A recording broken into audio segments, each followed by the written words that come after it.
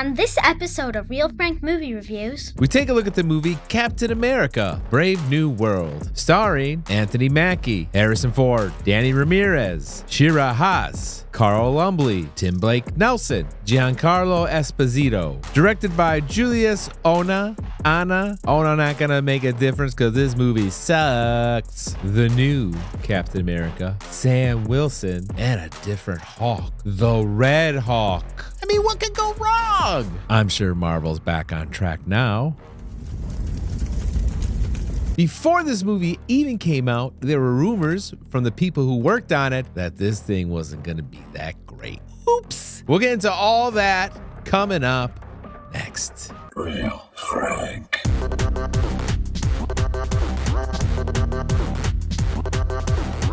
All right, let's get right into it. The movie's about Sam finds himself in the middle of an international incident after meeting with President Ross. He must soon discover the reason behind a nefarious global plot before the true mastermind has the entire world seeing red. Did you see what I did there? Seeing red. Now, usually for this movie, I have my Marvel expert, Niles. But I figured for this one, why waste his time? President Ross, he's shaved his little Hitler mustache, and now he wants to be good. He won for election, and he wants to do something great. He wants to do this peace treaty where this new metal, this metal island was discovered, and every country is fighting to have ownership of it. And he wants to create this peace treaty where everyone will get an equal share of this whole precious metal. Now, 5 months later, Ross enlists Sam Wilson. Enlist Sam Wilson. And there's a new Falcon too. Joaquin Torres is the new Falcon. So we now got new Captain America and a new Falcon. So there's an illegal sale of this precious metal. It was stolen from Russia, part of the Serpent Society. And its leader, Sidewinder, is the one who stole it. And Sam gets pulled in to go get it and try and find it. And after that, him and Torres go get some further training, and that's where Sam, Captain America, introduces him to his little training buddy, Isaiah Bradley. That's when he gets a little crazy. They get invited to the White House. They go together. And then at the White House, Isaiah, they play this creepy music. His phone flashes, and all of a sudden he's possessed. He tries to kill the president. Woo! Pretty exciting, right? Not really. We've seen that, been done, whatever. The acting in this movie felt like you were watching a daytime soap opera. It felt like you were watching actors acting rather than actors playing a character and losing yourself in that character. It's very soap opera-ish. It was almost like they were over telling you stuff throughout the movie. Every conversation was very detailed oriented, not like a natural conversation a character would have. Very strange, very funny to watch after a while. All you needed was some cheesy ass, like dramatic soap opera music. And then that soap opera like film, you know, if you put your like TV in that Cinemotion, it's got that soap opera effect. That's the only thing it was missing. And you would think you were watching a daytime soap opera, Young and the Restless, perhaps. Now, the big surprise is, other than the Red Hawk, who you already know is going to be President Ross, a.k.a. Harrison Ford, there's another villain pulling the strings. Marvel pulling out the old tricks, huh? And this character is Samuel Stearns. President Ross has kept him captive. And he's like this figure from some gamma poisoning. He's green. This is kind of a silhouette of him before he's really seen on the film or on the movie screen. Still don't know who he is, who he looks like. But he's green. His brain's like popped out. You never see like those people that are bald, like kind of like me, but you can see their brains because their skin's so tight. And this is like you see the brain. It's like that, like 500 times worse. And this is all green. But he's the big surprise villain. Now, if you didn't know that and I ruined it for you, you're not missing much. I did you a favor. And then Captain America and the Falcon find his lair, but it's not really his lair. He was being held hostage there by President Ross because President Ross was in poor health and he was come up with these pills to help save him. But in reality, those pills were poisoning him, making him turn into the Hulk secretly. But, you know, I wasn't supposed to tell you that because that's the big spoiler. But this is his lair And this is what they find like in his cell. It says, "Reset Ross, reset America."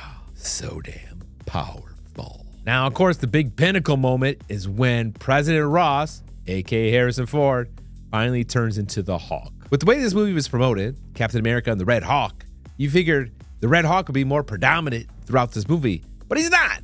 He just shows up at the end for the big final battle. Now, this is one of my favorite scenes in the movie. President Ross is transforming into the Hawk, and these reporters are, of course, there for his big speech. And this is their reaction watching him turn into the Hawk. So they're like, "Oh, what's going on over there? Like, oh, is President Ross like okay? Oh my God, he's so gross." They do not look scared at all. You're seeing a human turn into this red mass, and you have no fear.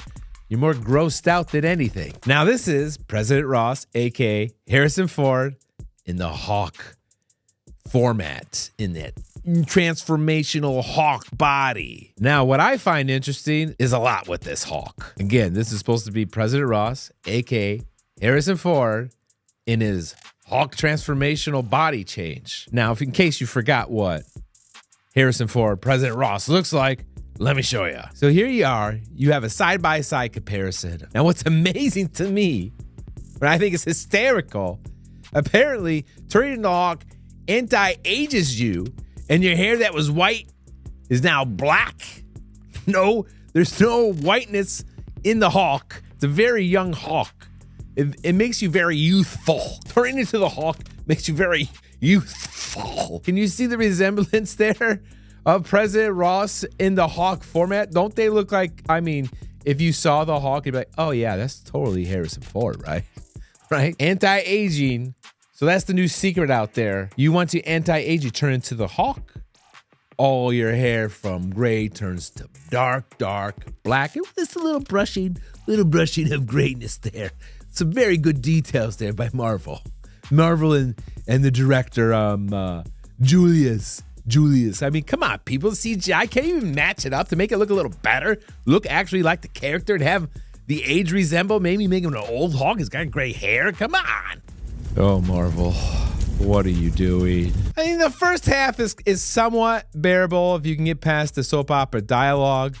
But the halfway point, this thing falls apart. The CGI goes insanely bad. Like, the Marvel is the standard of CGI in my opinion. Like, in the past, hasn't been recently. I don't know that Disney money was drying up or something. Mickey isn't pulling his weight at the park or something. They're cutting the funds. I don't know. The second half in the CGI, the big pinnacle fight in the final act is horrendous.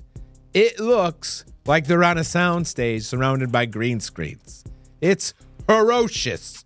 Here's a clip from it. You have to take a... You tell me. Am I being too picky? You tell me. I cut this up. So here we go. Here's the big fight at the end. Look at that. Now wait, look at this. Look at that background.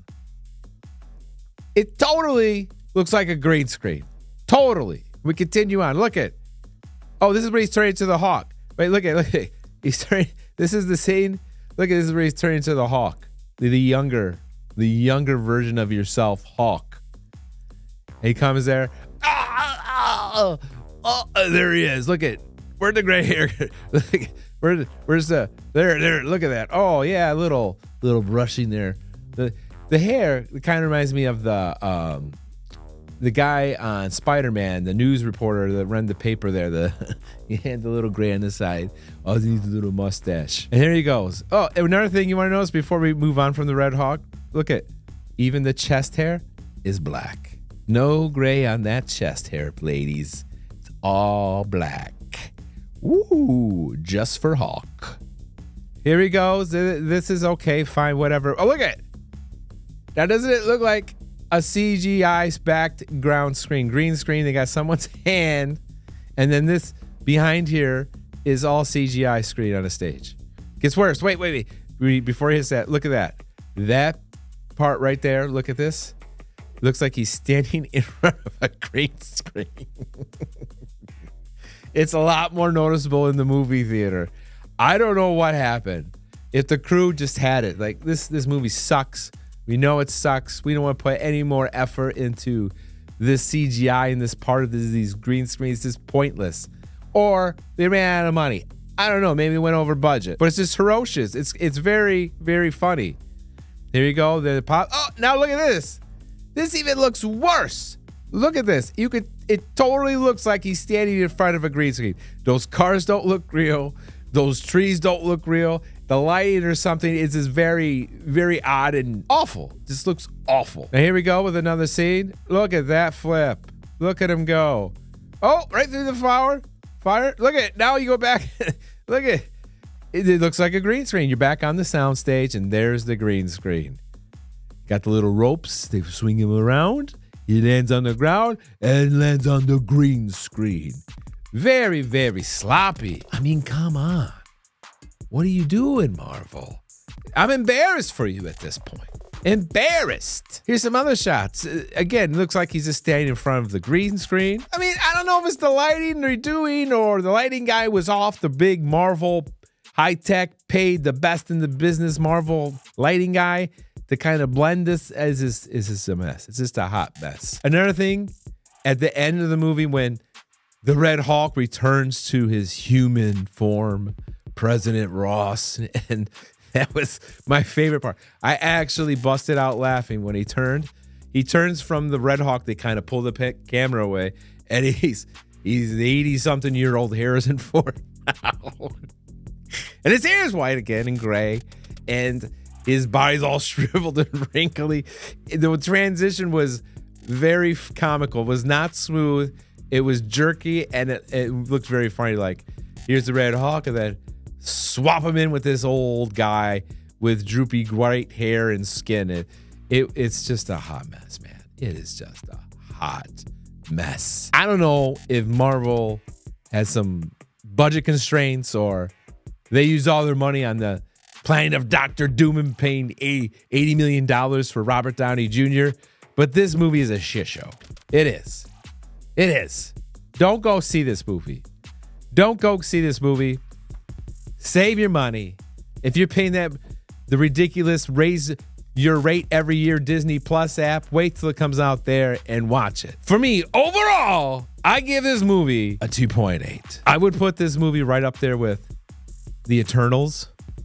That was trash. Ant-Man and the Quantum bullcrap. That was trash. This is in that kind of same realm.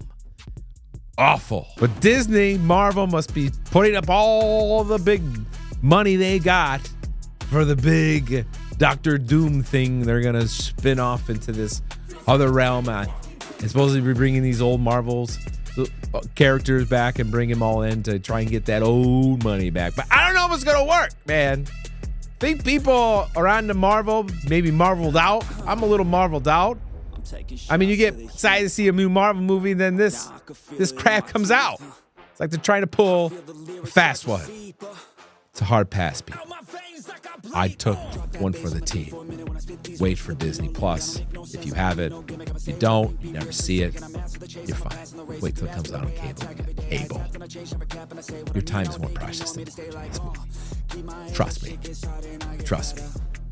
Until next time, thanks for watching. If I get knocked down, best believe that I'ma get up. Man, this world's fucking crazy. Man, what's been going on lately? Is this good? Yeah, amazing.